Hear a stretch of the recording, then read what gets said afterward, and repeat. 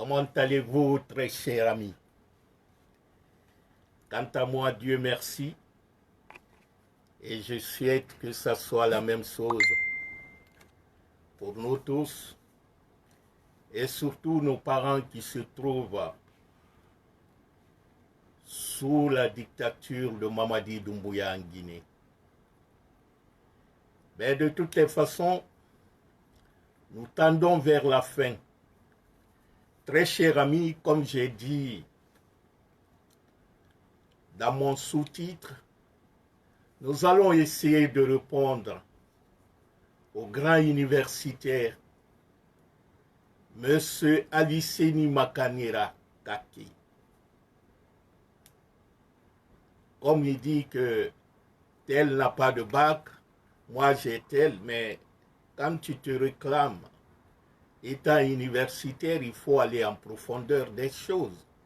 Ne dis pas des trucs comme ça à la volée et puis laisser les gens. Mais l'objectif est clair. Nous connaissons tous M. Makanera. C'est un nécessiteux. C'est quelqu'un qui est dans le délire. Je ne sais même pas s'il s'écoute. Il dit quelque chose aujourd'hui, demain il réavale. Et puis bon, je ne vais pas rentrer dans ces trucs, Dieu a changé tel, ou je ne sais pas, les vieux sous-sous. Il dit qu'il ne faut pas tenir compte de celui qui ne change pas de parole. Mais je me dis que mieux vaut être sérieux dans ce que tu dis que de changer de temps. Le problème, ce n'est pas changer de parole. D'ailleurs, ce n'est même pas la parole. On peut changer d'idée, d'opinion sur quelque chose qu'on croyait bon ou mauvais. On change, mais les principes restent. Parce que l'homme, c'est ça. C'est celui qui est cohérent à travers les principes. Quelqu'un qui change les principes. Les citations, les contextes peuvent changer, mais les principes restent les mêmes. Ce que je ne comprends pas, quelqu'un qui dit qu'il fait partie des promoteurs de la démocratie en Guinée, comme il le dit, j'ai du mal à comprendre, M. Makanera. Toi, tu es l'un des géniteurs, comme tu dis, promoteur de la démocratie en Guinée. Tu aides quelqu'un qui vient détruire cette démocratie. Ça, il y a quelque chose qui ne va pas dans ça là. Parce que tu ne peux pas te battre pour la démocratie en Guinée et puis par après tu soutiens quelqu'un qui vient détruire cette démocratie. Parce que les droits fondamentaux en Guinée, la liberté de s'associer, la liberté de manifester, la liberté de l'expression de la presse, c'est le fruit des longues luttes politiques en Guinée. Et comme tu te réclames étant parmi les gens qui sont battus pour ça, parce qu'il y a eu des morts, tu ne peux pas mettre un enfant au monde et puis par après, tu viens aider quelqu'un pour détruire ce même enfant. Donc, Makanera, il y a quelque chose qui ne va pas chez toi. Moi, je me dis souvent qu'il y a des hommes qui changent, mais il y a des gens aussi qui sont, disons, ils sont incohérents de façon innée. C'est-à-dire leur indignité remonte de leur naissance même. Ils ne peuvent rien entreprendre dans la vie qui est sincère. Parce que c'est vrai, en Guinée, nous sommes tous confrontés à des difficultés, que ce soit difficultés financières, difficultés sociales, difficultés de sécurité, tout.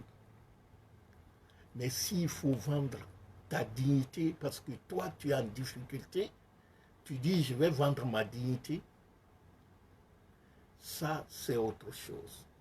Donc, M. Makanera, on va revenir sur tes dires, parce que ce que Makanera est en train de faire, c'est préparer psychologiquement la population à ce que nous allons, c'est-à-dire à ce que nous disons tout le temps. C'est-à-dire, Mamadi veut supprimer les partis. Il veut se légitimer, s'imposer. C'est moi le président. Donc, tout obstacle qui est là, il faut l'éliminer. C'est pourquoi Makanera parle non seulement les trucs qui disent la Guinée, les Guinéens sont riches, on est tant. Et puis, il parle aussi du RPG. Le RPG n'existe plus. Et puis le président de Alpha Condé n'est pas le président de RPG Arc-en-Ciel. Mais qui est le président de RPG Arc-en-Ciel? Nous allons parler de tout ça. Et puis Amara aussi avec ses déclarations farfelues là. Il faut que l'État soit fort. L'État était faible avant. Mais pour Amara, je vais le répondre. Vous savez, quand l'État est fort dans un pays, les institutions fortes, c'est les institutions légitimes. Mais même ces institutions légitimes-là, quand ils sont trop forts, ils écrasent le peuple.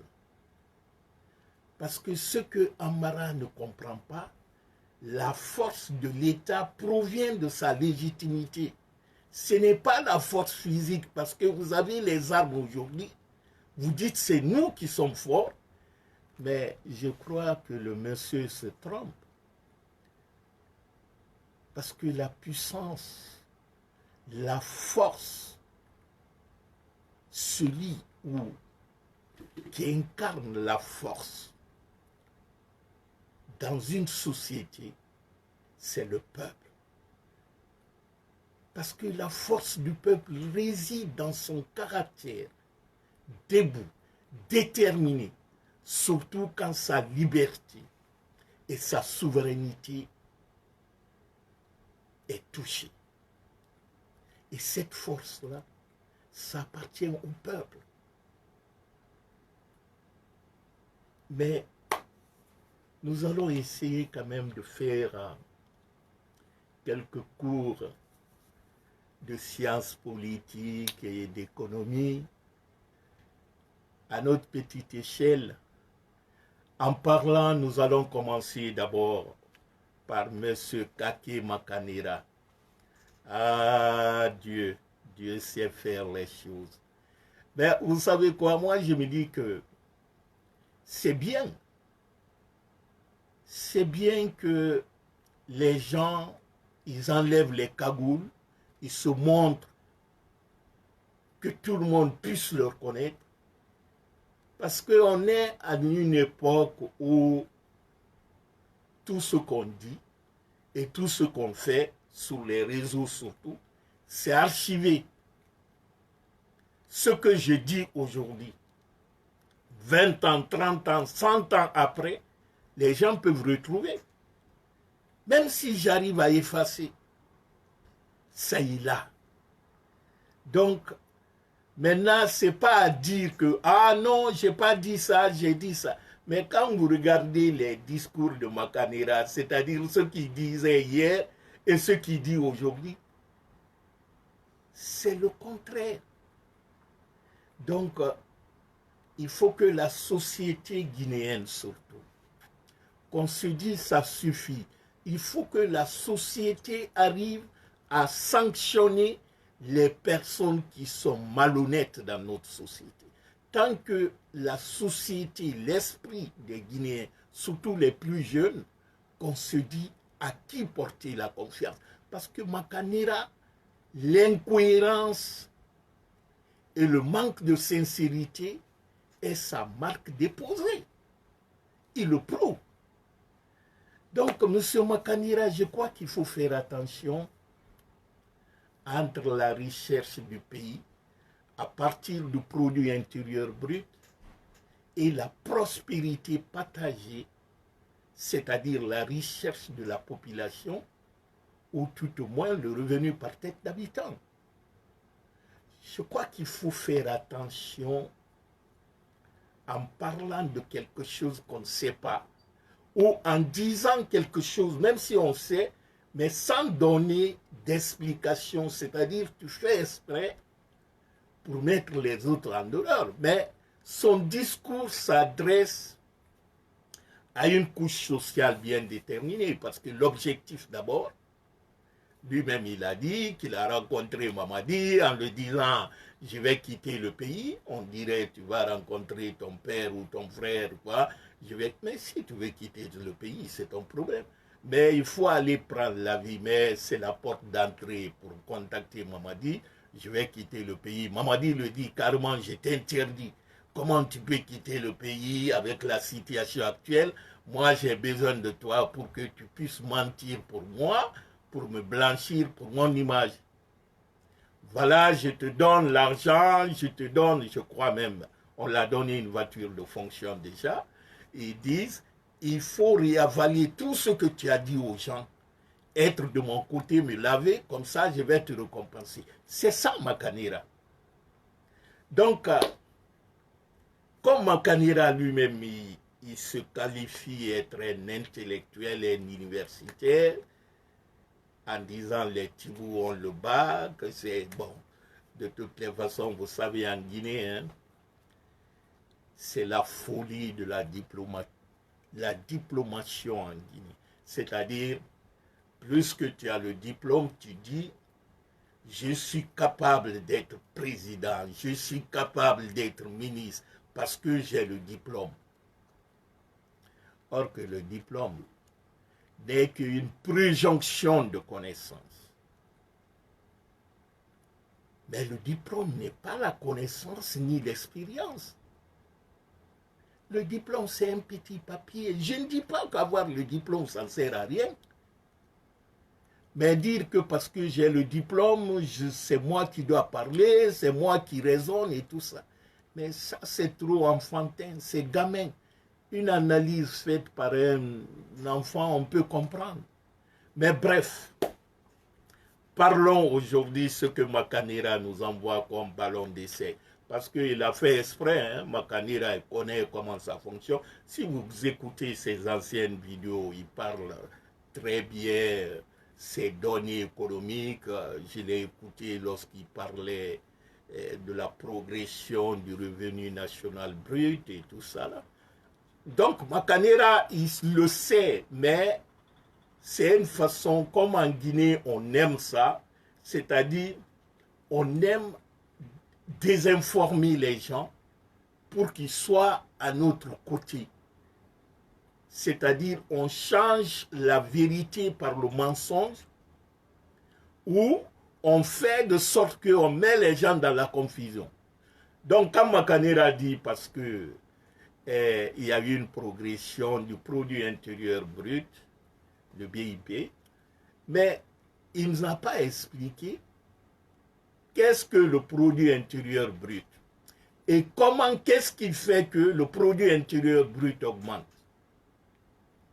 Makanera ne nous a pas dit non plus que le produit intérieur brut par habitant et le revenu par tête d'habitant sont des deux mesures identiques.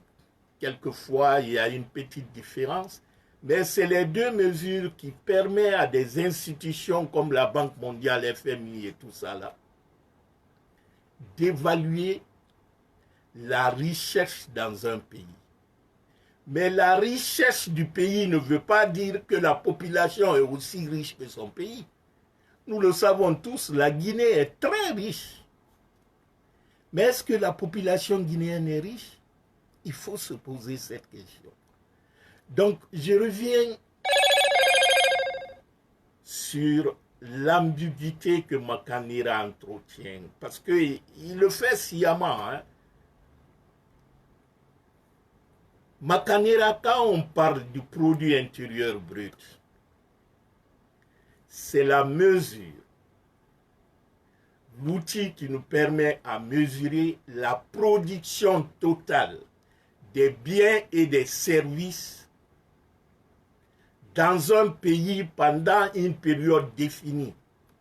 C'est ça qu'on appelle le produit intérieur brut. Et la valeur monétaire de tous les biens et les services produits dans un pays durant une année, c'est ce qu'on appelle le produit intérieur brut.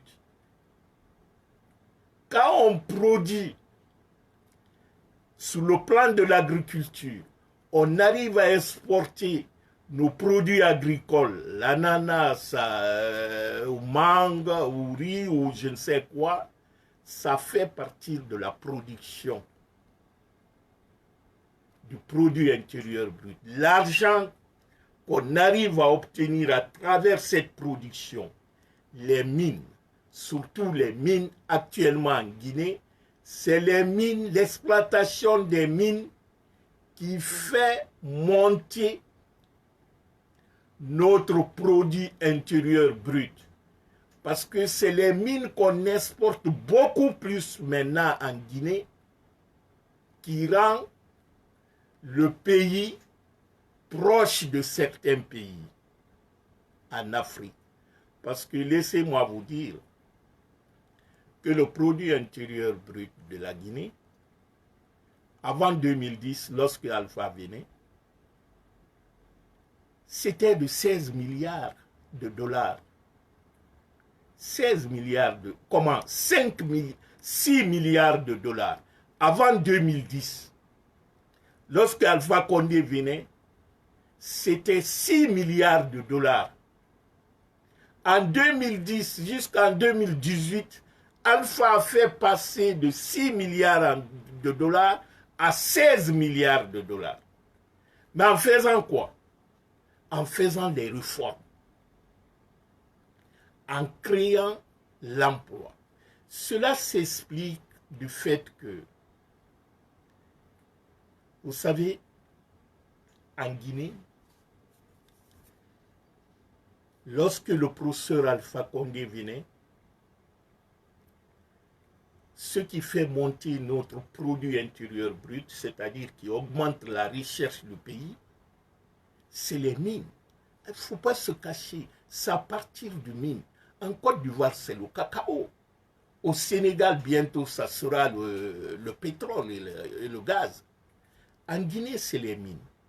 En 2010, lorsqu'Alpha Condé venait, la Guinée a les 2/3 des réserves mondiales de la bauxite. 2/3 des réserves mondiales de la bauxite. Mais la Guinée était classée 7e parmi les pays, les plus grands pays exportateurs de la bauxite dans le monde. La Guinée était 7e. Pourquoi la Guinée était 7e? Malgré qu'on a les 2/3 des réserves mondiales, c'est parce que la structure de production, c'est-à-dire de l'exploitation des mines, était désorganisée. Parce que notre production par an, avant 2010, la Guinée exportait 15 millions de tonnes par an. Qu'est-ce que le professeur Alpha Condé a fait? Il a fait des réformes. Les réformes structurelles dans le secteur minier. Bien entendu, dans d'autres secteurs aussi agricoles et tout ça. Mais nous allons prendre le secteur minier comme c'est ce secteur qui booste notre croissance économique, donc l'augmentation du produit intérieur brut. Donc Alpha est venu.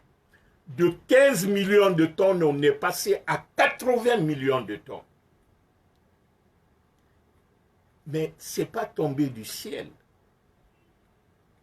Ce passage-là, c'est-à-dire tu quittes de 15 millions de tonnes par an, tu passes à 80 millions de tonnes par an. Il a fallu faire des réformes. Il a fallu créer un environnement propice. Il fallait aussi attirer les investisseurs, les miniers. Lorsque Alpha Condé venait, il n'y avait que 2 grandes sociétés d'exploitation de la bauxite en Guinée. C'était Rusal et CBG. C'était les 2 qui exploitaient. Et Alpha, lorsqu'il a introduit les réformes, il a mis une situation claire et qu'aujourd'hui, il y a plus de 40 sociétés qui exploitent les mines en Guinée. Et parmi lesquelles les plus grandes sociétés d'exploitation minières, surtout dans le domaine de la bauxite, sont venues. Sinalco, c'est le premier producteur actuellement, le premier consommateur, disons, de la bauxite au monde.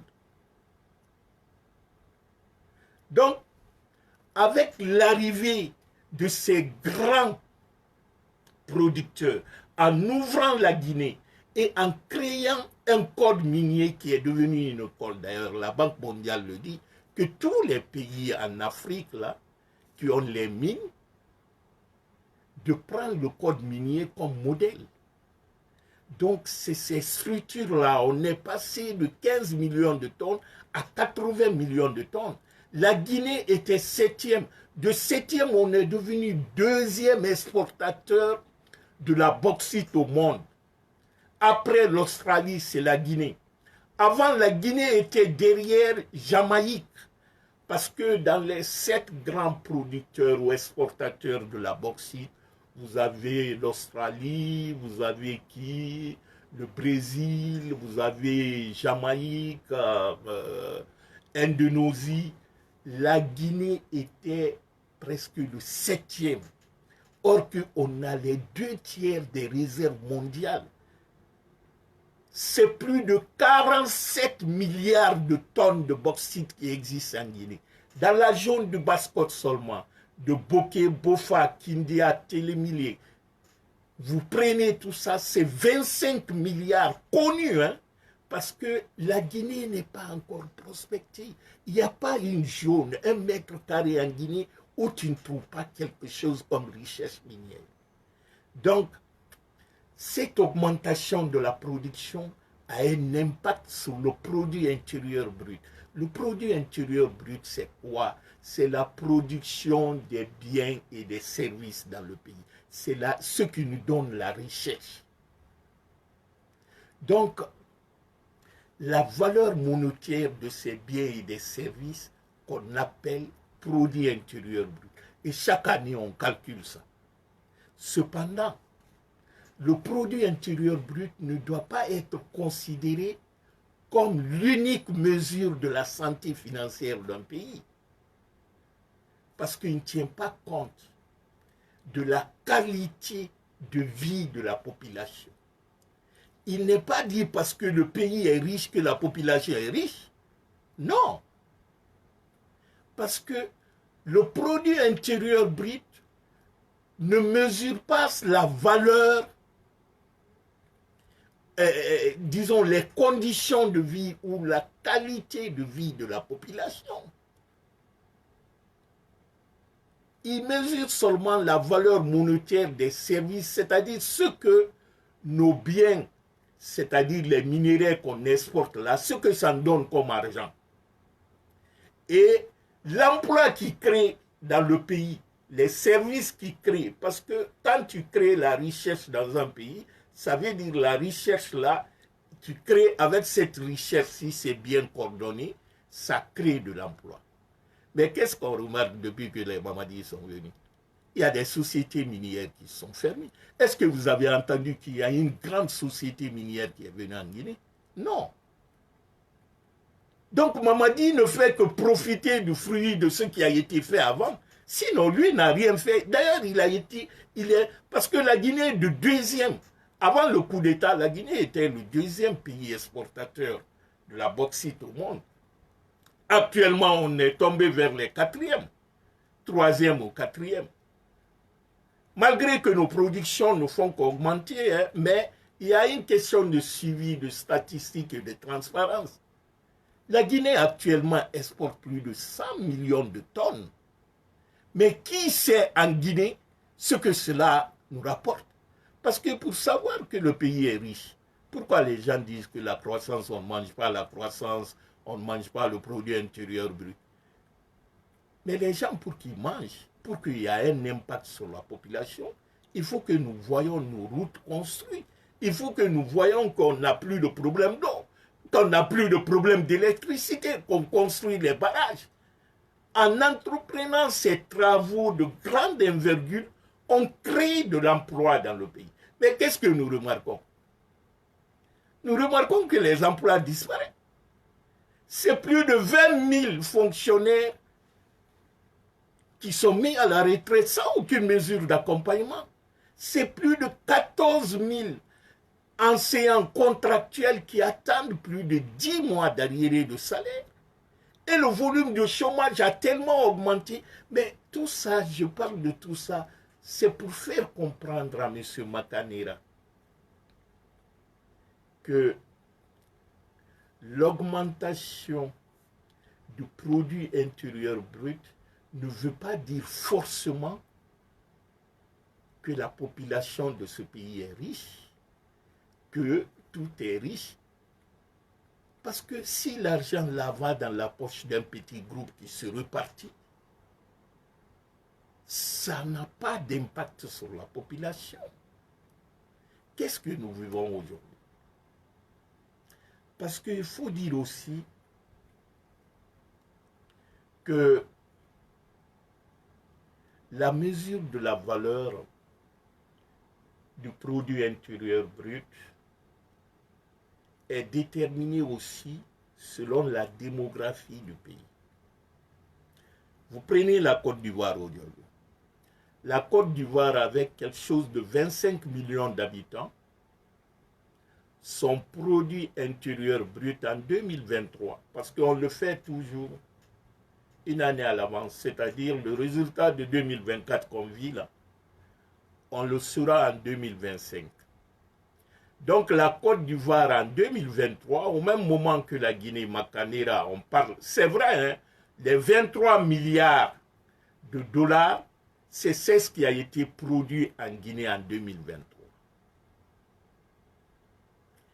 Mais sur les 23 milliards en Côte d'Ivoire, c'est 78 milliards de dollars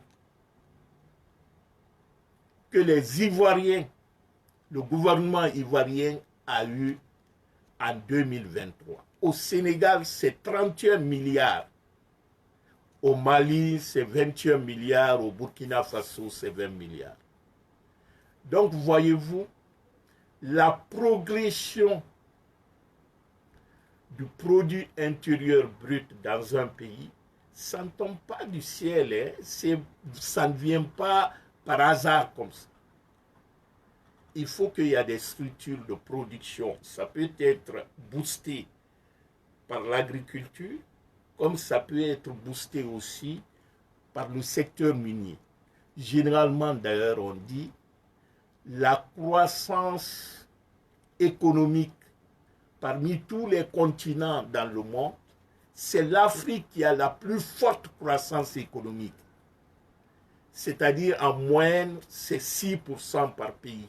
Tous les pays africains ont une croissance. Pourquoi? Parce que l'Afrique a 70% des matières premières au monde. 70% des matières premières que le monde consomme viennent de l'Afrique. Mais pourquoi cette richesse-là, l'Afrique, parce que quand tu parles croissance économique, ça veut dire c'est comme c'est un pays riche. Mais pourquoi le pays est riche et que la population est pauvre? C'est parce que cette richesse-là ne profite pas à la population. Parce que cette richesse-là, c'est les étrangers qui viennent créer la richesse et que le fruit de la richesse, ils envoient chez vous, chez eux. Mais imaginez, Mamadi est venu, les Guinéens qui avaient les permis d'exploitation minière, il leur a retiré pour donner ça aux Indiens, aux Chinois et tout ça, là, avec Bala Samara. Pour ça. Et ceux-ci payent les impôts dans leur pays. Les Français, quand ils exploitent les trucs en Guinée, c'est en France qu'ils payent les impôts. C'est dans les banques françaises qui déposent leur argent. Mais un Guinéen, un autochtone, il vit dans le pays. Il partage sa richesse. Nous tous, on connaît. Quand tu es riche dans un quartier, surtout en Basse-Côte, on dit Yansane faire Kani, Salva faire Kani, ou Bangali faire Kani. Parce que quand tu es riche en Afrique, tu es obligé de partager. Tous tes voisins, tout le monde qui a un problème, il vient te demander. Parce que, mais un blanc, un truc, il s'en fout.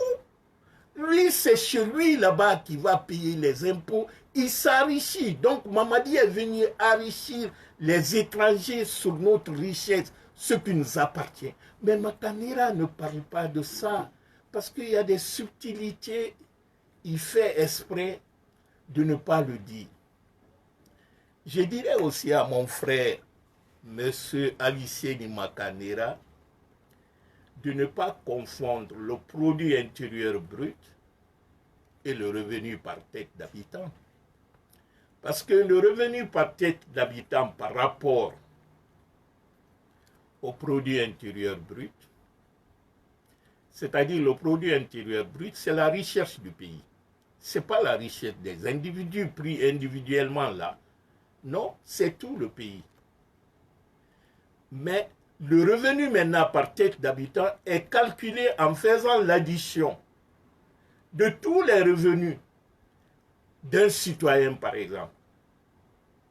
C'est-à-dire par la production du bien et de services dans l'économie au cours de l'année, chacun de nous qui travaille a un salaire. Ton salaire là, c'est ton revenu personnel. C'est le revenu de ton travail. Si tu es salarié quelque part, tu payes l'impôt à l'État. C'est parce que tu as un revenu. Mais qu'est-ce qui rend difficile le calcul de ça en Afrique? C'est que 70% des travaux que nous faisons en Afrique, c'est le travail informel. Ceux qui vendent à Madina, là, ils font le travail informel. Leur taxe est standardisée, c'est-à-dire c'est lorsque le grossiste va prendre les marchandises à la douane et tout ça là, les redevances et les taxes qu'ils payent là-bas, c'est ça qu'on formalise. Les institutions internationales prennent ça comme étant les impôts payés par les particuliers. Mais vous voyez-vous, il y a un peu de truc dedans, quoi. Parce que la chaîne d'informel, tout ce qui ne rentre pas dans la règle, en principe, dans la règle rationnelle, là, il est très difficile de calculer. La fonction publique qui emploie les gens, c'est quelque chose de 150 000 sur 14 ou 15 millions d'habitants. 150 000 fonctionnaires, ce n'est rien, c'est quelque chose de 0,00 et quelques %. Les sociétés privées en Guinée, d'ailleurs maintenant ça a encore diminué, ça n'atteint pas 60 000 travailleurs qui travaillent dans les sociétés privées en Guinée. Donc le taux de chômage en Guinée actuellement ne peut pas justifier la progression du produit intérieur brut. Cette progression est due seulement au système que les réformes que Alpha Condé a mis en place qui continuent de donner les fruits. Parce que lorsque Mamadi est venu, est-ce que les sociétés minières qui étaient déjà installées, ils sont partis? Non, ils sont restés tous. Ils ont continué leur production malgré que certains ont eu des difficultés, mais ils ont continué à sauver parce qu'ils étaient déjà implantés. Mais les nouvelles sociétés ne sont pas venues. Dites-moi le nom des sociétés, les grands, je ne dis pas les mafieux là, il est parti prendre les sociétés qui ne sont même pas connues. On est parti ramasser en France ou venir retirer les permis des Guinéens, donner à des Indiens ou les trucs là. Je ne parle pas de ceci, mais je parle des sociétés qui sont reconnues sur le plan mondial.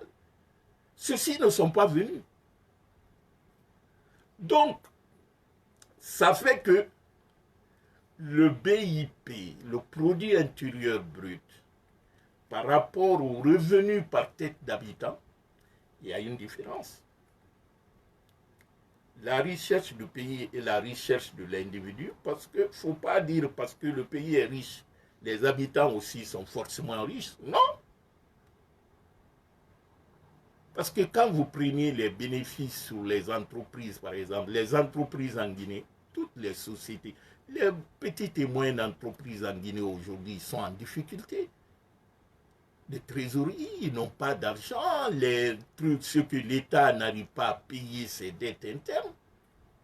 Il y a beaucoup d'entrepreneurs aujourd'hui qui ont tellement comme ça, là, Mamadi leur a affiché. Les banques, on tombe sur les banques primaires en Guinée pour retirer de l'argent. Donc on tue l'économie. Avec la fermeture de certaines sociétés, pour comprendre dans un pays que la richesse créée dans le pays, ça a un impact sur la population, ce n'est pas une richesse artificielle, je dirais comme ça, fruit de l'exploitation minière, parce que les calculs sont plus faciles avec les mines. Eux vont à la source, ce que les miniers la payent à l'État, c'est ce chiffre gros là qu'on prend. Ils savent il y a 20 millions, il y a 80 millions de tonnes qui est sousée là. La société Rio Tinto a payé combien? La société chinoise a payé combien et tout ça là? C'est les chiffres là comme magazine et que la Banque mondiale, ils publient ça. Et c'est cela qui rentre maintenant la progression de ce que nous appelons produit intérieur brut. De ce que Makanir a dit, les Guinéens sont riches. Non, la Guinée est riche, mais les Guinéens sont pauvres. Parce que nous avons affaire avec les prédateurs qui n'ont aucune notion de gestion. Sinon, Mamadi a eu, je te dis, je dirais que Mamadi a eu tellement de chance, si c'était quelqu'un de réfléchi. Lorsque Mamadi venait, faisait ce coup d'État, la Guinée était l'un des rares pays en Afrique de l'Ouest. La Banque mondiale disait que l'économie guinéenne était l'économie la plus résiliente en Guinée. C'était de 7%. En 2020, la croissance économique de la Guinée, c'était 7%. Aujourd'hui, à l'heure que je vous parle là, Makanera certainement n'a pas vu ça, nous sommes tombés à 4,2% de croissance. Donc on n'a pas progressé, on est retourné, c'est-à-dire notre production, comme progression a été arrêtée net. Et nous savons tous, comme j'ai dit, que la Guinée est riche.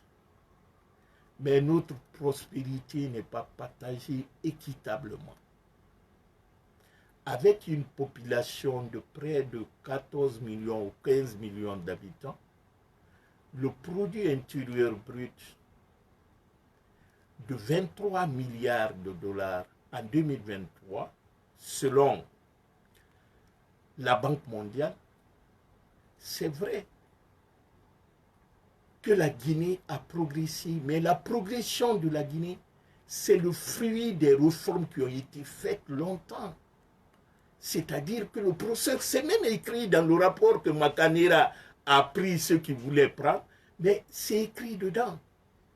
Au même moment, Makanera ne dit pas que la Guinée se trouve à l'heure là, en ce 2024, sur l'indice du développement humain du PNUD, la Guinée occupe 180e rang sur 193.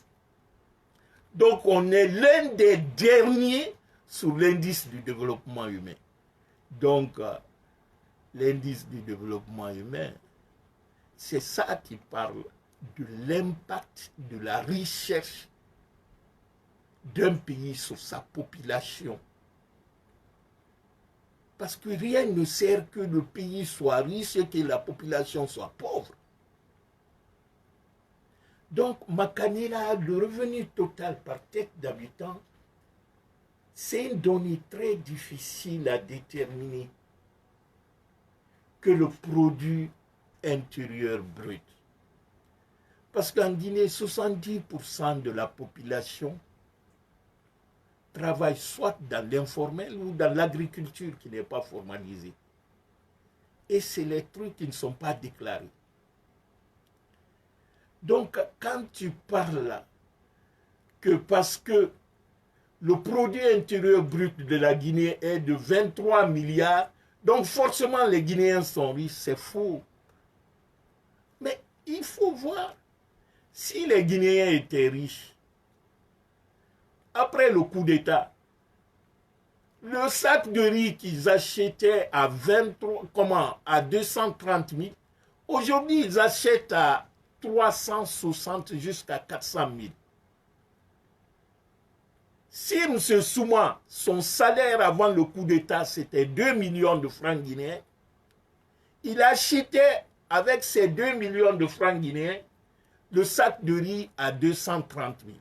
Mais après le coup d'État, son salaire n'a pas augmenté. Mais le sac de riz qu'il achetait a augmenté. C'est-à-dire, au lieu de 230 000, il achète le même sac de riz à 360 000 ou à 400 000. Est-ce que tu dirais que M. Souma s'est enrichi, mais il s'est appauvri? Parce qu'il paye maintenant cher de riz. Son salaire, pourtant, n'a pas bougé. Et sans compter des centaines, plus de 20 000 fonctionnaires à la retraite qui sont dans la pauvreté. Même leur pension, on ne le paye pas. Et l'augmentation du chômage chez les jeunes. Donc tout ça ajouté, ça veut dire que cette prospérité, cette richesse que Matanera dit, c'est-à-dire le produit intérieur brut, n'a aucun effet sur la population. Donc on ne peut pas se servir de ça pour dire que tout va bien aujourd'hui. Mais Matanera lui-même, il dit que sa plantation, c'est sa bouche. C'est-à-dire, c'est avec sa bouche, en parlant de n'importe quoi, ou la démagogie, c'est avec ça qu'il mange. Donc il est obligé de mentir. Ce qui est aussi dommage, lorsqu'on se réclame qu'on est intellectuel universitaire, on doit quand même avoir l'honnêteté intellectuelle en avançant les chiffres et en expliquant réellement aux gens, parce que l'économie là, l'économie c'est une science humaine. Donc l'économie est en relation directe avec la société. Ce n'est pas une science exacte, hein. L'économie est en fonction de l'évolution sociale dans un pays. S'agissant alors de la croissance économique, c'est la croissance économique mesure la création de la richesse au pays sur une période d'une année à partir du produit intérieur brut. Parce qu'il mesure le produit intérieur brut, qui est la valeur monétaire de tous les biens et les services produits au cours d'une année. Comme je disais au départ, le petit acte du produit intérieur brut, c'est qu'il ne tient pas compte de la qualité de vie de la population. Il prend les chiffres finaux, les produits finaux, c'est-à-dire de consommation produits dans le pays. En Guinée, pour avoir une croissance à des chiffres, il suffit qu'on ait une production équivalente à 1,5 milliard de dollars. Dans un pays comme la Côte d'Ivoire, c'est plus de 4 milliards. C'est très peu pour... Tu trouveras un homme d'affaires qui est plus riche que la Guinée alors. En Guinée, pour avoir 10% de croissance, il faut que notre BIP par an, c'est-à-dire accumulé seulement par an, dépasse 1,5 milliard. Donc, la Guinée, durant les 10 ans du professeur Alpha Condé, a fait des réformes. Et ces réformes-là ont permis à la Guinée de quitter sur la liste des pays à faible revenu pour passer à la deuxième étape qui est les pays à revenus intermédiaires. Comment quitter un pays de faible revenu à un pays à revenus intermédiaires? Il faut faire les réformes. Ces réformes, c'est d'abord sectoriel, mais structurel aussi. quelques exemples. L'unicité des caisses, par exemple. Il n'y a pas 10 ou 20 chaque département ministériel, comme Mamadi même a recréé. À la Banque mondiale, comme à la Banque centrale avait son compte. Et c'était géré de façon la pagaille. Alpha est venu, il dit, je mets fin. Il y aura un et unique compte qui est au trésor, c'est-à-dire le compte d'État, tout l'argent de l'État sera sur un seul compte. Tous les comptes intermédiaires là, c'est ce qu'on appelle l'unicité des caisses. Deuxièmement, il dit, la douane maintenant, le douanier, on ne le remet plus l'argent frais au douanier. Quand quelqu'un veut dédouaner ses marchandises, il ira payer à la banque ou au trésor. C'est le reçu que le douanier va voir.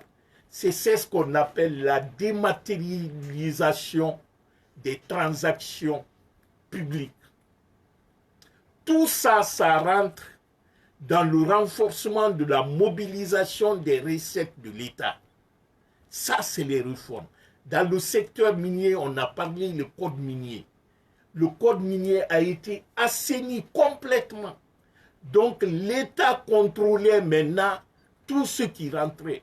Les gens parlaient, exagèrent de fois. Je ne dis pas qu'il n'y a pas eu de corruption au temps d'Alpha Condé, mais c'était minime. Et Mamadi est venu, il a tout bousillé. Vous savez, actuellement, est-ce qu'il n'y a pas des douaniers du service informatique là, plus de 100 millions de dollars qu'ils ont détournés? Il y a une semaine de cela. Actuellement, il y a beaucoup qui sont arrêtés. On entend des scandales maintenant qu'on ne peut pas imaginer, c'est-à-dire à ciel ouvert. Donc, les recettes de l'État ne rentrent plus dans la caisse de l'État, mais ça va dans la poche des individus. Donc, c'est ces individus-là qui s'enrichissent à partir de la recherche de tout le monde. La Guinée est riche, c'est vrai, mais les Guinéens sont pauvres. Le produit intérieur brut de la Guinée, c'est vrai que ça va en croissance parce que quand tu mets les règles justes et tout ça, là, ça produit les effets quelques années après. Donc, toutes les réformes que Alpha a fait, c'est ce qui est en train de produire les réformes et les résultats. Parce qu'avant Alpha, c'était 6 milliards de dollars, notre produit intérieur brut. C'est avec Alpha que ça a commencé. Depuis 2016, on était déjà à 16 milliards. Donc, à chaque 5 ans, on réunit là. Donc, c'est ça qui a donné les résultats, tout ce qu'on voit aujourd'hui. Mais prenez l'exemple du port. Il y a combien de conteneurs qui sortaient au port par mois? L'afflux. La Guinée même a été classée, le port de la Guinée, comme étant l'un des ports les plus performants de l'Afrique de l'Ouest. En 2021, c'est les réformes avec l'arrivée d'Al-Barak. Mais allez-y aujourd'hui au port. La production, la recette est tombée. Par jour avant, c'était plus de combien? Plus de 60 conteneurs qui sortaient par jour. Mais maintenant, il n'y a même pas 10 conteneurs qui sortent par jour. Mamadi est venu, il a surtaxé. Il a augmenté les taxes. Mais ceux qui envoient les voitures en Guinée, demandez-leur. Il a augmenté plus de 70%. Les commerçants qui venaient, parce qu'en économie, on dit l'avantage comparatif. C'est-à-dire, si tu es en concurrence avec quelqu'un, il a un point fort plus que toi. Tu cherches aussi son point faible pour améliorer ça. La Guinée n'a pas un port qui a de l'eau profonde, c'est-à-dire au port, notre port là, le gros bateau ne venait pas. C'est les petits bateaux de foie. Les gros bateaux venaient en Côte d'Ivoire, au Sénégal. Alpha dit, bon, comme on ne reçoit pas les gros bateaux à l'heure où à notre port, le quai n'est pas si profond, en attendant qu'on met les quais profonds, on va jouer sur les prix. C'est-à-dire, on va diminuer les frais de dédouanement chez nous. Parce que nous, on ne reçoit que les petits bateaux. Donc, en diminuant les frais de dédouanement, on attire les commerçants des autres pays, le Libéria, la Sierra Leone, même certains Ivoiriens venaient prendre leur véhicule en Guinée. Ça, il faut avoir l'esprit. On ne dit pas d'être grand économiste, mais il faut écouter les gens qui te conseillent comment attirer les clients. port en Guinée, avant Alpha Condé, ne travaillait que 8 heures par jour. Parce que c'était obscur, il n'y avait pas d'électricité. On a électrifié le port qui travaille 24 heures sur 24. Tout ça, ça augmente la productivité. Donc tout ça attire la richesse dans le pays. Ça crée de l'emploi et ça fait rentrer. Mais il faut sécuriser parce qu'il ne suffit pas de créer la richesse. Si la richesse ne va pas là où il doit aller, n'est pas sécurisée, mais ça sert à quoi? Ça sert à des individus comme on voit aujourd'hui. Aujourd'hui, la richesse guinéenne est accaparée par quelques individus. Ça ne profite pas à la majeure partie de la population. C'est ça que Makanera oublie de dire aux Guinéens. Certes, la Guinée est riche par son produit intérieur brut, mais la population guinéenne vit dans la pauvreté. Ça, c'est une évidence. Tout Guinéen voit ça, on connaît. Les éléments maintenant qui expliquent ça, c'est très simple. Dans un pays où la prospérité est partagée, l'emploi, c'est le plein emploi. Beaucoup de jeunes ont du travail et tout ça là. Nous qui sommes à l'étranger, lorsqu'à un certain moment ça allait bien en Guinée, on recevait peu d'appels de nos parents, c'est-à-dire demander 100 $, 200 $, tel est malade et tout ça. Non. On a même des amis qui disent, dis donc, hey, tu as beaucoup fait pour nous. Aujourd'hui, vraiment, les choses vont bien. Mais aujourd'hui, demandez les gens qui sont à l'étranger. Et en Guinée, tout le monde est unanime. La galère est devant toutes les portes. Est-ce que Makanera peut venir arrêter devant vous? Ah, on est riche, tout va bien et tout ça. Non, Makanera. La richesse d'un pays, si c'est mal géré, ce n'est pas reparti. La population est maintenue dans la pauvreté. Et c'est ça que nous vivons aujourd'hui. Monsieur Makanera, ce que tu ne dis pas aux gens, le FMI, le rapport que tu as lu là, j'ai lu le rapport aussi, j'ai lu ça. Dans ce rapport, la Banque mondiale et le FMI ont lancé, ont tiré la sonnette d'alarme sur l'économie guinéenne. Ils disent dans ce rapport, tu ne le dis pas aux gens, mais ils disent dans ce rapport, les perspectives économiques de la Guinée pour 2024 sont catastrophiques et inquiétantes. Dans le rapport, tout le monde peut vérifier, c'est vérifiable. C'est le rapport numéro 2024/130 du Fonds monétaire international, publié le vendredi 17 mai 2024, après leur mission en Guinée. C'est consultable sur Google, tout le monde peut. Si vous remarquez le passage des gens de la Banque mondiale en Guinée, d'habitude, quand il y a une mission de la Banque mondiale qui vient dans un pays en Guinée souvent, d'habitude, à la fin de leur mission, ils font une conférence de presse. Mais est-ce que vous avez entendu une conférence de presse après la mission de la Banque mondiale? Non, ils n'ont pas fait. Parce que Mamadi a dit non, qu'ils ne feront pas. Le gouvernement n'a pas accepté. Les délégués, eux, voulaient, parce qu'eux sont dans la logique de transparence. Il faut informer le peuple ce qui se passe, comment son économie se porte. Mais le gouvernement guinéen n'a pas accepté. Mais ils disent, bon, nous, de toutes les façons, nous allons publier notre rapport arrivé à Washington.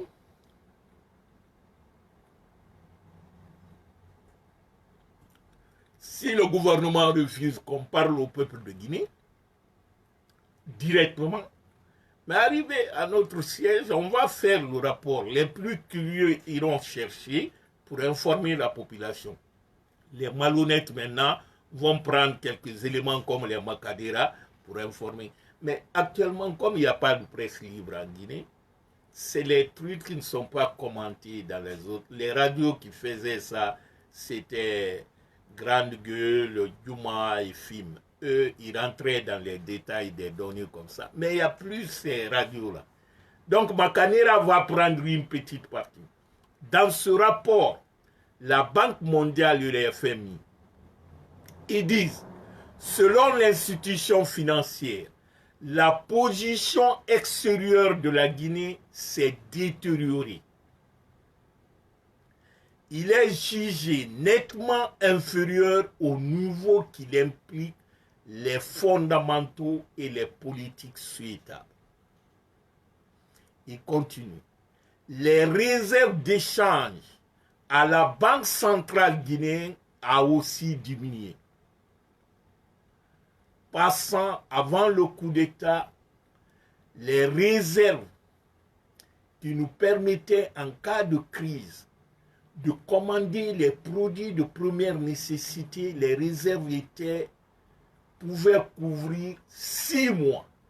Quelle que soit la crise, l'État avait 6 mois de réserve pour commander ce que la Guinée avait besoin. Et actuellement, on n'arrive même pas à couvrir 2 mois pleins. C'est-à-dire de 6 mois, on n'arrive plus à couvrir 2 mois. Lorsque Mamadi faisait le coup d'État, il y avait plus de 2 milliards de dollars à la Banque centrale comme réserve. Ça a été dilapidé. Et actuellement, on n'a même pas 500 000 dollars à la Banque centrale. C'est-à-dire qu'on n'arrive même pas à couvrir 2 mois en cas de besoin urgent en Guinée. Il n'y en a pas. Donc, la Banque mondiale attire l'attention sur la Guinée. Parce que eux, c'est les médecins de l'économie. Ils viennent, ils font le diagnostic, ils décèlent ce qui ne va pas. Ils disent avant le coup d'État, la croissance économique en Guinée, c'était 7%. Et après le coup d'État, cette croissance est tombée à 4%. Et le rapport indique que l'inflation en moyenne en Guinée avant le coup d'État, c'était d'ordre de 7 à 8%. Actuellement, on est à 11%. Et que le déficit global, y compris c'est-à-dire les manques à gagner qu'ils ont créés dans l'économie, c'est-à-dire le rapport entre le trésor et la dette de la Banque centrale par rapport au trésor, que ça s'est creusé. Il dit que c'est passé de 1,6% avant le coup d'État à 3% en 2024. Il dit sur le plan intérieur, la détériorisation de la politique, l'instabilité sociale et le recours même au plan Chabier fait que la Guinée se trouve dans une situation catastrophique. C'est les mots, hein. C'est d'ailleurs certains analystes disent, mais ils ont fait, c'est-à-dire fi à tout ce qui est des paroles diplomatiques douces là. Mais ils ont attaqué directement. Makandera sait. Les FMI demandent aux autorités de promouvoir un dialogue politique inclusif pour contribuer à atténuer les risques nationaux. Et ça, c'est dit dans le même rapport que Makanera nous chante et tout ça. C'est pourquoi je dis qu'un intellectuel qui n'est pas honnête, il est pire qu'un analphabète. Parce que la malhonnêteté intellectuelle, c'est le pire comportement de celui qui s'autoproclame universitaire intellectuel. Mais comme je vous disais que M. Makanera est un homme nécessiteux, il ne fonctionne pas comme nous. Makanera a passé toute sa vie à changer de position selon son intérêt. Il n'a pas de conviction, mais il a des contraintes. Quand Makanera va prendre une dame, jeune fille peut-être 40 ans moins que lui, je suis de même génération que Makanera, on doit avoir le même âge à peu près, il faut entretenir cette dame qui a des besoins, qui a des petits rêves comme toutes les dames de son âge. Avoir les iPhone 16, avoir les mèches brésiliennes, avoir ça. Et Makanera n'a plus, l'argent ne rentre plus, il n'a rien. Parce qu'à part la politique, il n'y a pas d'autre occupation de Makanera. Il paraît qu'il a été démarcheur dans le passé et tout ça. Donc Makanera, il ne sait pas comment entretenir ce statut social qu'il avait. Donc un nécessiteux qui vient vers les maîtres, il dit, je viens te bailler ma dignité pour que je puisse vivre ou maintenir mon statut social. Donc je vais réavaler tout ce que j'ai dit hier. C'est ça, Makanera. Makanera, mais je dirais à mon frère Makanera, pour tout le respect que je te dois, nous sommes des adversaires politiques maintenant, mais à un certain moment, il ne faut pas, disons, distribuer ton mépris de façon méchante. Il faut une certaine décence, même en mentant ou même en crachant sur les gens, il faut un minimum de considération. Parce que tu ne peux pas dire que tu es l'un des promoteurs de la démocratie en Guinée et que soutenir ceux qui viennent détruire ce que toi tu faisais la promotion hier. Parce que celui qui vient y détruire tous les droits fondamentaux des partis politiques ne doit plus manifester, les médias sont fermés, les kidnappings, les gens sont mis en prison comme ils veulent, on tue les gens sans procès, rien. Tout ce que tu t'es battu pour que ça soit construit, ça s'est fait durant les décennies. Quelqu'un qui vient détruire ton travail, ce que tu faisais hier, est-ce que toi tu peux l'aider à te détruire toi-même, à détruire l'œuvre que tu te dis que tu t'es investi dans la démocratisation de la Guinée, tu soutiens un régime qui vient détruire cela. Soyons sérieux, Makanera. Vous savez, on dit dans la vie d'un homme, il y a une seule chose qu'un homme doit sauvegarder à tout prix, c'est sa dignité. Quelle que soit la situation, ne vends pas ta dignité, parce que c'est ce qui te reste comme humain après tout. Nous avons tous, selon le contexte,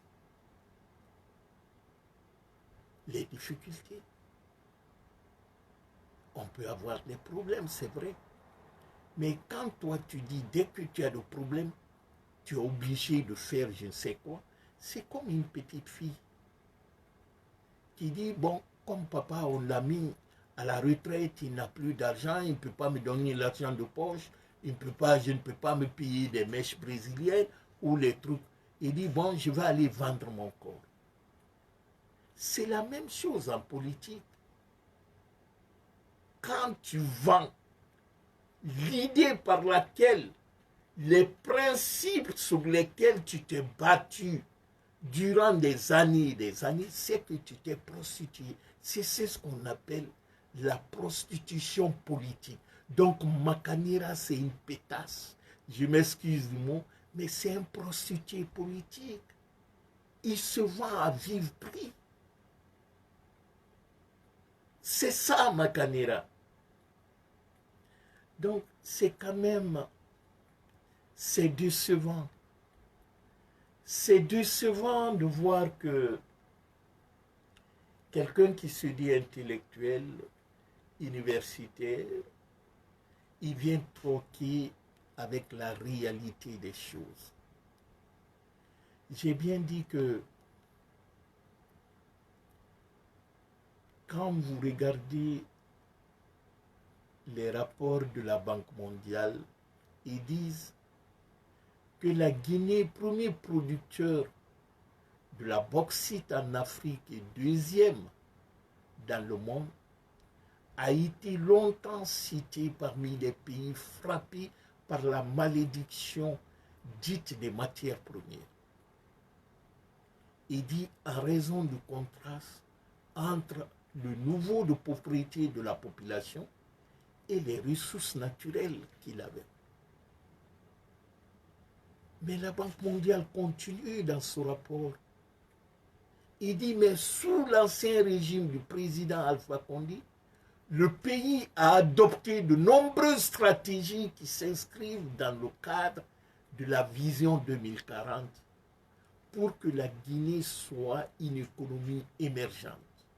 Il dit, avec cette vision éclairée, à la clé de laquelle on a eu un code minier qui fait école dans tous les pays miniers en Afrique, il dit la Guinée était sur la voie de relever le défi de mal-gouvernance sur le continent africain. C'est écrit noir sur blanc, sur Google, vous pouvez sauver. Ceux qui sont curieux peuvent aller voir.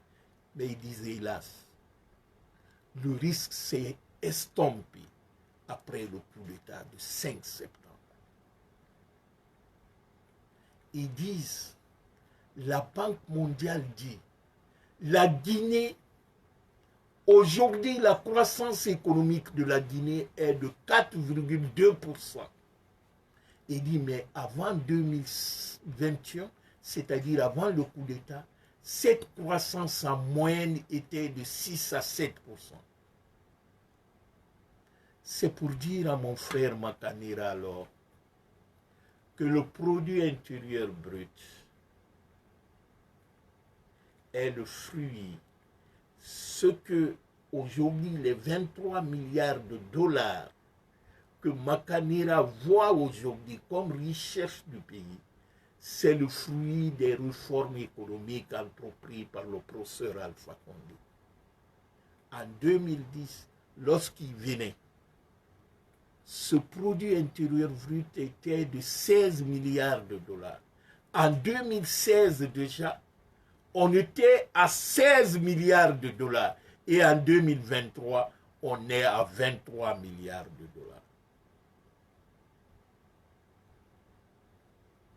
Et c'est à partir de ce produit intérieur brut qu'on calcule la croissance économique du pays.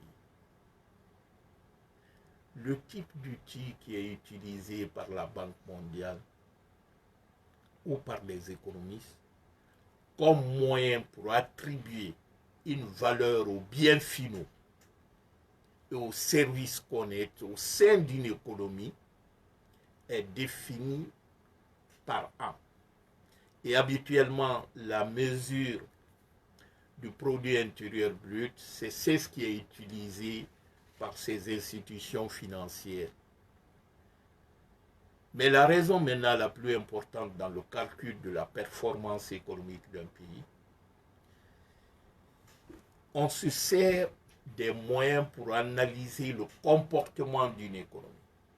Donc, les moyens là, les indicateurs pour nous permettre d'analyser le comportement d'une économie dans un pays, l'expression qu'on donne à ce comportement, c'est ce qu'on appelle la croissance économique. Donc la croissance économique n'est rien d'autre que le comportement de l'économie dans un pays. Mais quand la croissance économique est fruit de la pagaille, du désordre et de la malgouvernance, ça se voit. Parce que c'est le ticket d'entrée, c'est-à-dire la croissance économique, comme j'ai dit, le comportement de l'économie dans un pays. C'est ce qui te donne la crédibilité auprès des institutions pour qu'ils te donnent l'argent. Pourquoi la Banque mondiale a refusé les 600 millions de dollars? Parce qu'ils ont dit qu'il n'y a aucune transparence et que l'économie aujourd'hui en Guinée, il n'y a pas de visibilité, que l'économie guinéenne est mal gérée. Ils ont dit, mais les chiffres sont là, vous étiez à 7%, vous êtes tombé à 4%. Il n'y a pas eu d'Ebola, il n'y a pas une maladie aussi. Tu es venu au moment propice. Et pourtant, la bauxite guinéenne produit. Hein. Mais qu'est-ce qui explique ça? Il dit, nous remarquons qu'en 2022, la Guinée faisait partie des pays où les risques de famine était déclarée. La Banque mondiale, ils ont donné 71 millions pour acheter à manger et tout ça là. Parce qu'on a remarqué les malnutritions dans les dispensaires. L'OMS est là. Donc ils disent qu'on ne peut pas comprendre que le pays soit dans cet état. C'est ainsi qu'ils ont dit, mais écoute, ça c'est difficile de comprendre. Donc c'est à travers la croissance économique qu'on détermine tout ça. Si vous voulez que les gens vous prêtent l'argent, il faut qu'ils soient sûrs que l'argent là sera utilisé au bénéfice de la population, mais pas pour aller construire les immeubles, les villas ou aller acheter à Dubaï par-ci par-là. Ils ne sont pas bêtes. Donc le lien entre le produit intérieur brut et la croissance économique tire du fait que le produit intérieur brut cherche à mesurer, c'est-à-dire le produit intérieur brut cherche à mesurer la consommation totale de biens et de services dans l'économie pendant une année, et le facteur maintenant qui permet d'éclairer l'état de l'économie considéré ou le comportement de l'économie, c'est ce qu'on appelle croissance économique. Donc quand il y a disparité entre le produit intérieur brut et la croissance économique, il y a problème.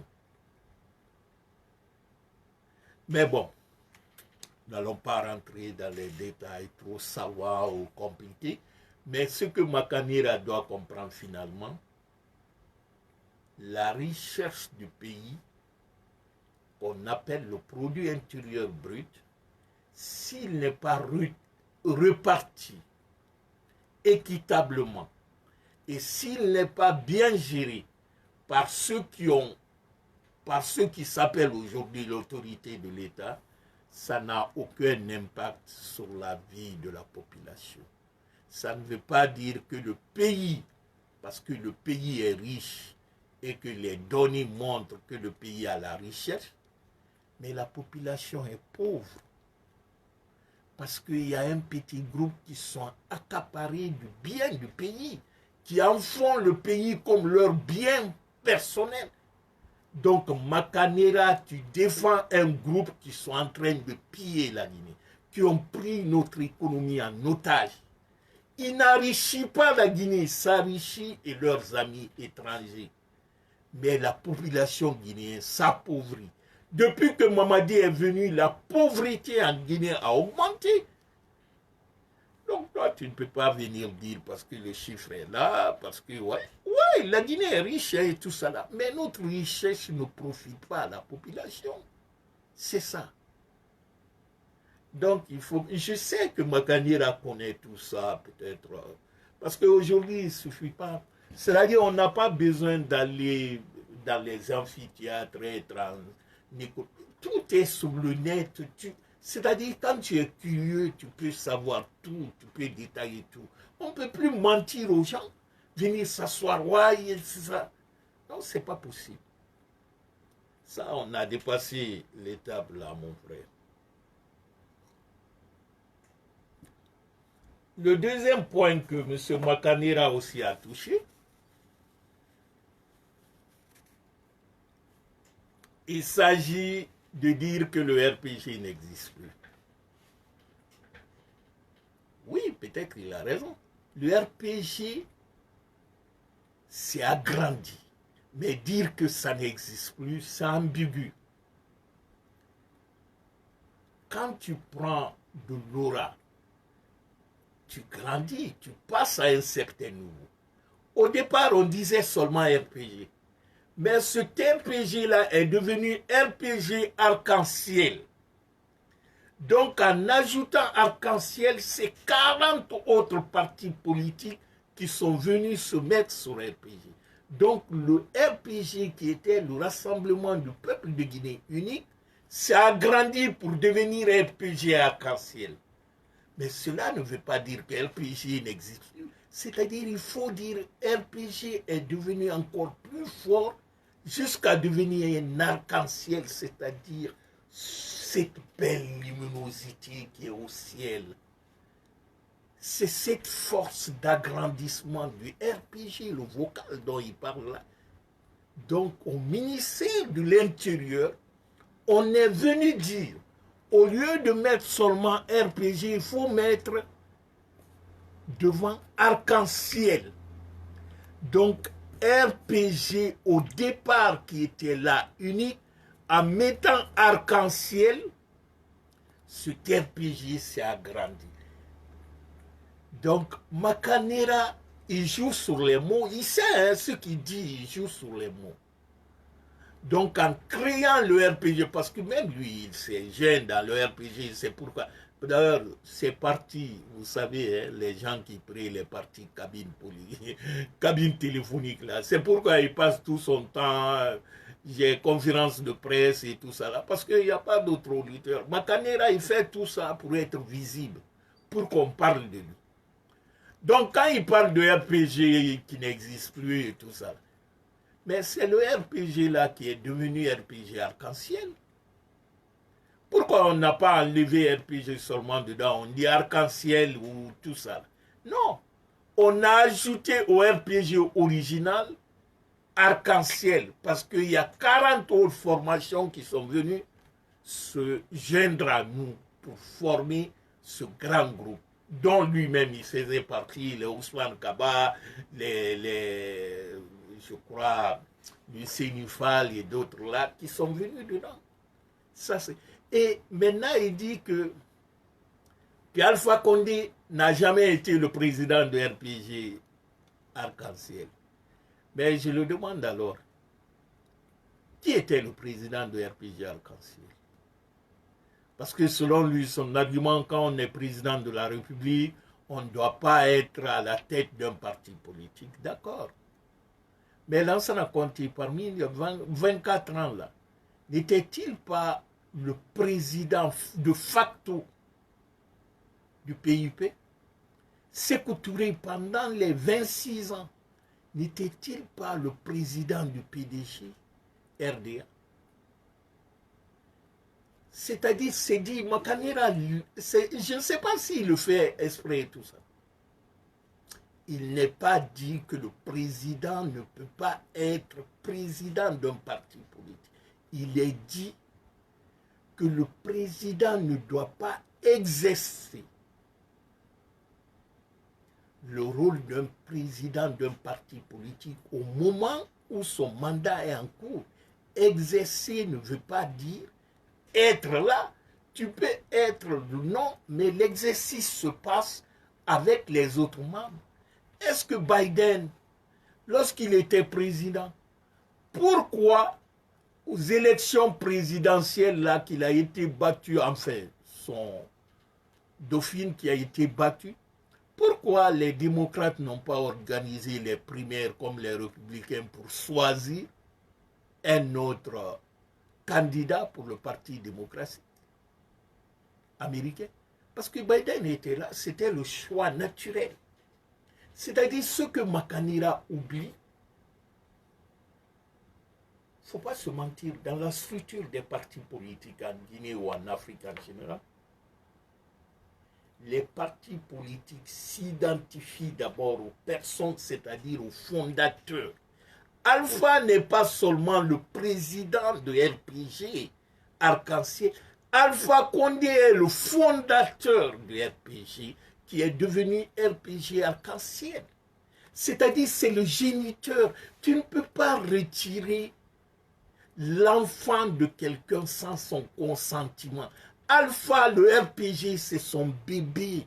Il n'a pas besoin de... C'est-à-dire, il faut être bête parce que leur logique, il faut conditionner les gens en disant d'abord Alpha n'a jamais été président de RPG ou il est ceci. C'est-à-dire, Makanera, tu joues sur un jeu que nous, on a dépassé. C'est-à-dire, on connaît le stratagème. On t'a envoyé pour manipuler la population, pour que Mamadi, les actions qu'ils veulent prendre, éliminer les partis politiques, c'est-à-dire éliminer tout le monde pour se mettre sur... nous, on s'en fout qu'il élimine ou quoi. Pour nous, nous ne sommes pas dans la logique de combat structurel, Mamadi. Non, nous nous battons contre la personne. C'est-à-dire, Mamadi, il va mourir, il va quitter ou mourir. C'est-à-dire, s'il faut qu'on prenne les armes pour l'affronter, on le fera. Il n'y a même pas de question. On s'en fout des élections ou constitutions. Tout ça, ce n'est pas notre problème. S'il veut, il n'a qu'à interdire tous les partis politiques à nous. Nous, c'est Mamadi d'abord. C'est-à-dire, Mamadi, entre lui et nous, c'est la mort qui va nous séparer. C'est-à-dire, seule la mort peut nous partager. C'est ça que Makanira doit comprendre. C'est-à-dire, les petits jeux là, ça ne sert à rien. Si vous voulez faire passer je ne sais quoi, c'est... Non, nous, ce n'est pas notre problème. C'est vous qui vous occupez de ça. Mais nous, Mamadi ira comme il est venu, avec les armées dans le sang. Ça, c'est clair. Il n'y a pas d'autre solution. Il ira comme il est venu. Et ça ne se discute pas. C'est clair et net. Bon, le farfelu Amara qui dit qu'avant l'État était faible, maintenant l'État est puissant. Mais on parle d'un État fort. D'abord, l'État, c'est quoi? L'État, c'est une collectivité juridique délimitée par les frontières. Quand la Guinée, par exemple, quand on dit l'État guinéen, c'est quoi? L'État guinéen, c'est cette collectivité juridique, c'est-à-dire un ensemble d'un territoire qui a des frontières et les limites par là, qui a des institutions. Et ces institutions-là assurent le pouvoir du pays. Et ces institutions représentent la souveraineté du pays. Mais ces institutions-là doivent être légitimes. Ce n'est pas parce que quelqu'un vient, il prend le fusil, il dit « c'est moi l'État ». On ne décrète pas l'État, on ne l'impose pas.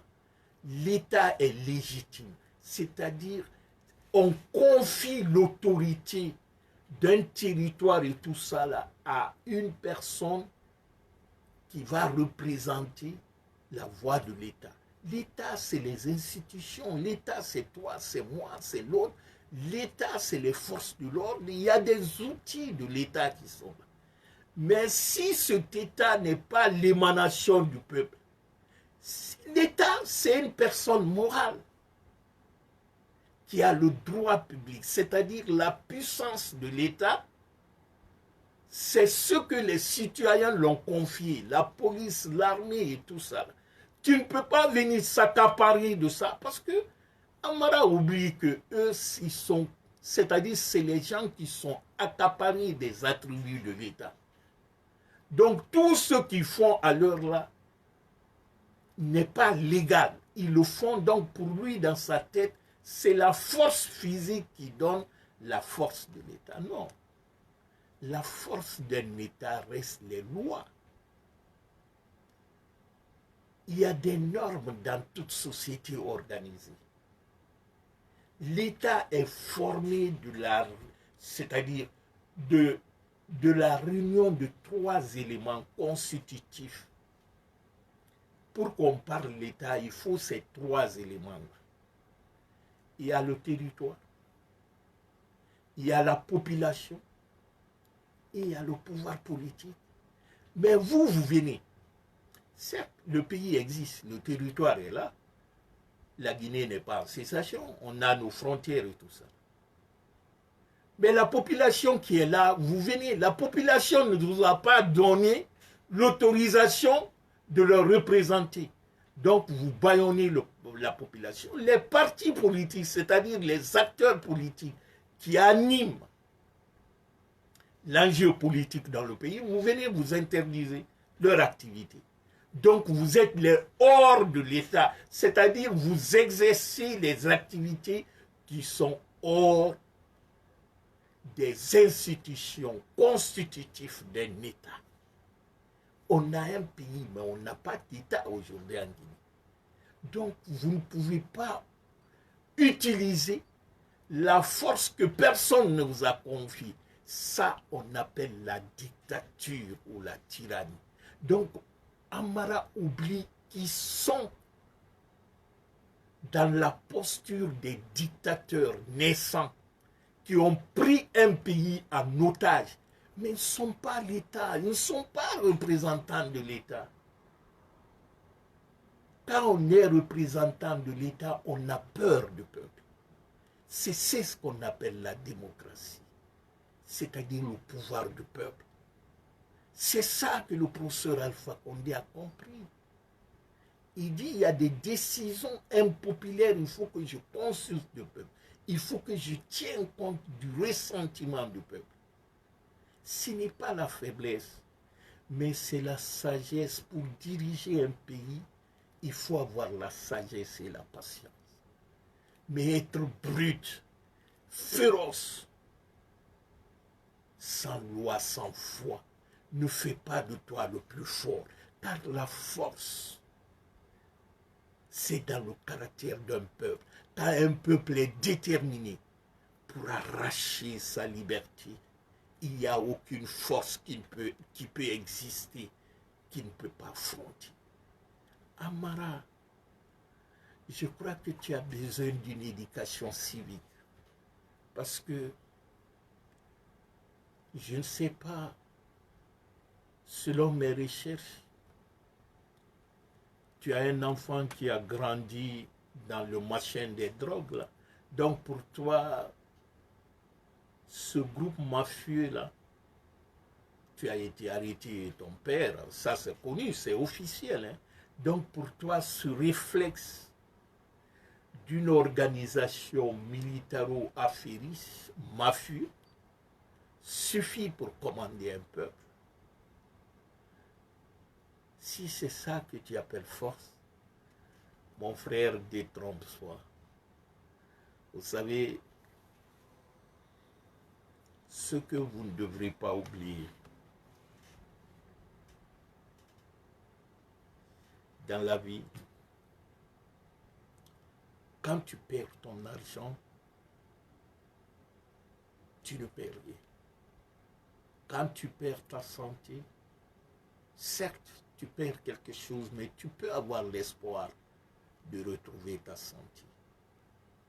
Mais quand tu perds ta réputation, tu perds ta dignité, c'est que tu as tout perdu. Aujourd'hui, il y a des gens que vous avez tués en eux l'amour propre. Nos camarades, les cadres de RPG, qui sont injustement depuis 3 ans en prison, ou certains, les RCC, les Ramatoulaye Colomb, ou tant d'autres Guinéens, aujourd'hui innocents, leur seul tort, parce qu'ils veulent vivre dans un pays libre et souverain, leur seul tort, c'est de rencontrer dans leur chemin, sur leur chemin, les bandits sans foi ni loi comme vous. Mais laissez-moi vous dire cette chose, que la seule force la plus puissante est celle du peuple. Quand un peuple est coincé contre le mur et qu'il n'a plus de choix, la révolte devient la seule arme qu'il va utiliser. Parce que quand la révolte touche le subconscient d'un peuple, il se transforme en bombe. Et cette bombe, je vous dis, Amara, vous êtes assis sur une bombe à retardement. Et ça, quand ça éclate, ça serait bientôt. Très cher ami, j'ai voulu porter ce petit éclaircissement par rapport à la déclaration de Makanira et d'Amara Kamara. Mais tout ce que je peux dire en conclusion, que la parole est sacrée chez tout homme digne et respectueux. Surtout un soldat qui ne respecte pas sa parole n'a pas droit à l'honneur ni à la gloire. Quelqu'un disait qu'il s'appelait Thomas Sankara. Il dit un militaire sans formation politique et idéologique est un criminel en puissance. Peuple de Guinée. Aujourd'hui, le bilan de Mamadi est largement négatif. Nous rentrons à la phase terminale. Le 31 décembre 2024,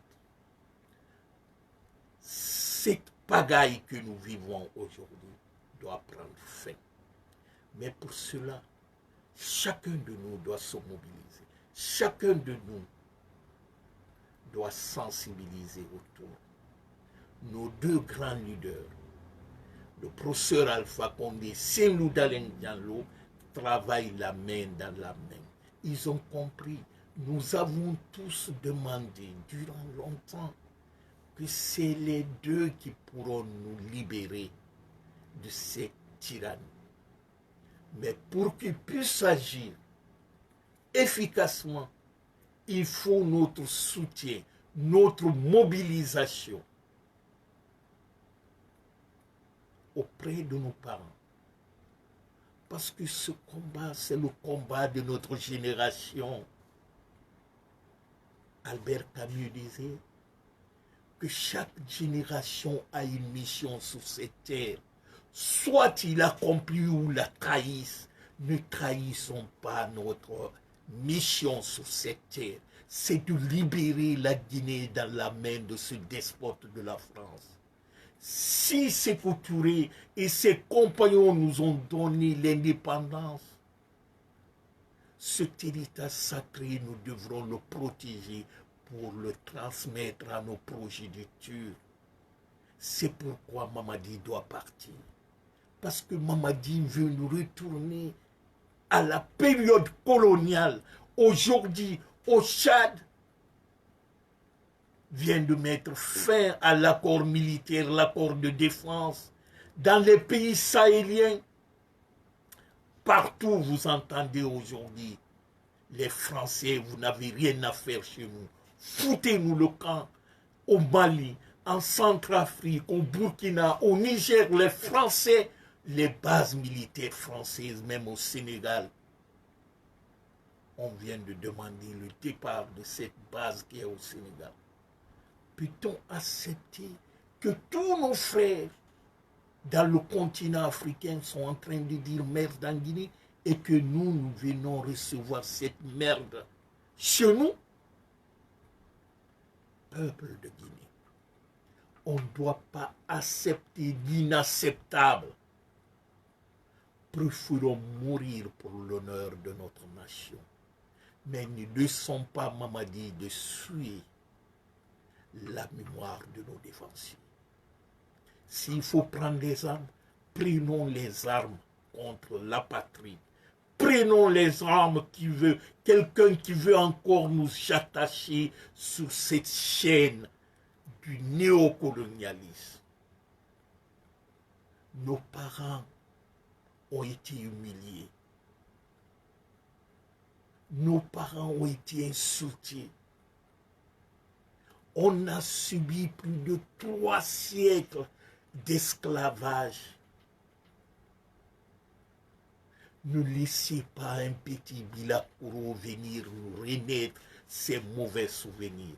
Il a ouvert déjà la prison de Fotoba. Quelle sera la Guinée de demain? Révoltons-nous contre nous-mêmes pour protéger la terre de nos ancêtres.